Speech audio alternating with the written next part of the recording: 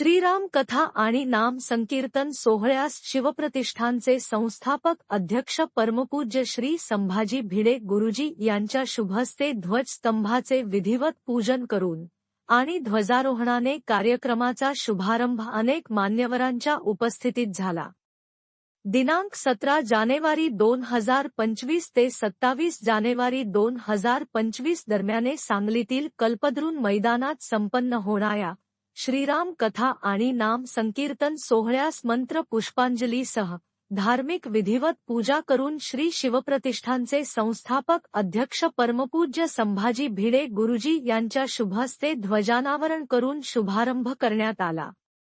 याप्रसंगी परमपूज्य श्री झेंडे महाराज, परमपूज्य श्री गुरुनाथ कोटणीस महाराज, परमपूज्य श्री दीपक नाना केळकर महाराज, परमपूज्य श्री शिवलिंग शिवाचार्यजी, श्री प्रसाद चितळे, सतीश मालू, दिलीप वग्यानी, अरविंद कुलकर्णी, विनोद घोडावत, विनोद भाई जानी, नितीन झुमर, कीर्ती भाई कोठारी, जिल्ह्यातील आणि जिल्ह्याबाहेरील वारकरी, शिवप्रतिष्ठानचे धारकरी, विविध धर्मातील मान्यवर आणि सर्व धर्मातील बंधू भगिनी, सर्व क्षेत्रातील मान्यवर आणि भाविक भक्त मोठ्या संख्येने उपस्थित होते।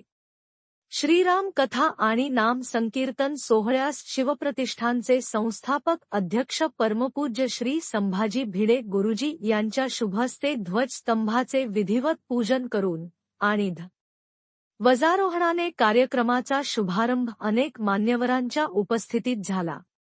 दिनांक 17 जानेवारी 2025 ते 27 जानेवारी 2025 दरम्यान सांगलीतील कल्पद्रुन मैदानात संपन्न होणाऱ्या श्रीराम कथा आणि नाम संकीर्तन सोहळ्यास मंत्र पुष्पांजलीसह धार्मिक विधिवत पूजा करून श्री शिवप्रतिष्ठानचे संस्थापक अध्यक्ष परमपूज्य संभाजी भिडे गुरुजी यांच्या शुभहस्ते ध्वजानावरण करून शुभारंभ करण्यात आला। याप्रसंगी परमपूज्य श्री झेंडे महाराज, परमपूज्य श्री गुरुनाथ कोटणीस महाराज, परमपूज्य श्री दीपक नाना केळकर महाराज, परमपूज्य श्री शिवलिंग शिवाचार्यजी, श्री प्रसाद चितळे, सतीश मालू, दिलीप वग्यानी, अरविंद कुलकर्णी, विनोद घोडावत, विनोद भाई जानी, नितीन झुमर, कीर्ती भाई कोठारी, जिल्ह्यातील आणि जिल्ह्याबाहेरील वारकरी, शिवप्रतिष्ठानचे धारकरी, विविध धर्मातील मान्यवर आणि सर्व धर्मातील बंधू भगिनी, सर्व क्षेत्रातील मान्यवर आणि भाविक भक्त मोठ्या संख्येने उपस्थित होते आणि खासदार विशाल दादा पाटील यांची विशेष उपस्थिती होती। हरे राम कृष्ण हरे राम कृष्ण हरे राम कृष्ण हरे राम हरे राम कृष्ण जय श्री राम हरे राम हरे राम हरे हरे जय श्री राम हरे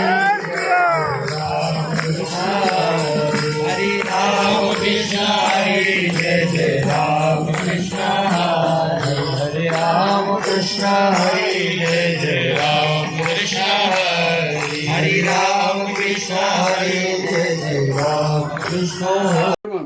बाबर त्यांनी हिंदूंचं पवित्र राम मंदिर पाडून त्याची मशीद केली।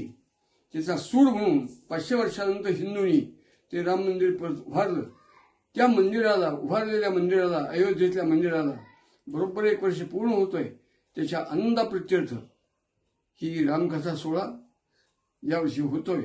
त्या सांगलीच्या आजूबाजूच्या लोकांनी सुद्धा मोठ्या प्रमाणावरती डोक्यावरती भगवा फेटा बांधून मोठ्या कौतुकाने सहभागी होणं हे आपलं कर्तव्य आहे।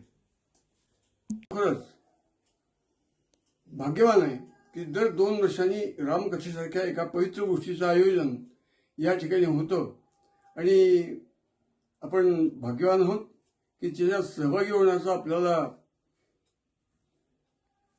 संधी मिळते। यावर्षी रामकथा आयोजित केलेली आहे आणि दिनांक 17 ते दिनांक 26 पर्यंत ही रामकथा चालणार आहे। परंतु दिनांक 18 उद्याच्या दिवशी या वर्षीच्या रामकथेमधली शोभायात्रा निघणार आहे. त्या शोभायात्रेमध्ये आपल्या सांगली गावातले सगळे धारकरी शिवछत्रपतींचे पायीक डोक्यावरती भगवा फेटा घालून मोठ्या संख्येत 100% कसे बरोबर दुपारी सकाळी 8:30 वाजता सकाळी 8:30 वाजता राम मंदिर पासून संमिलित होतील आणि शेवटपर्यंत त्याच्यात सहभागी असतील हे आपण सर्वांनी पाहायचंय. माझा विश्वास आहे की आपले सगळे धारकरी हे काम चोख बजावतील आणि ते बजावण्यात आपण धन्यता मानूया.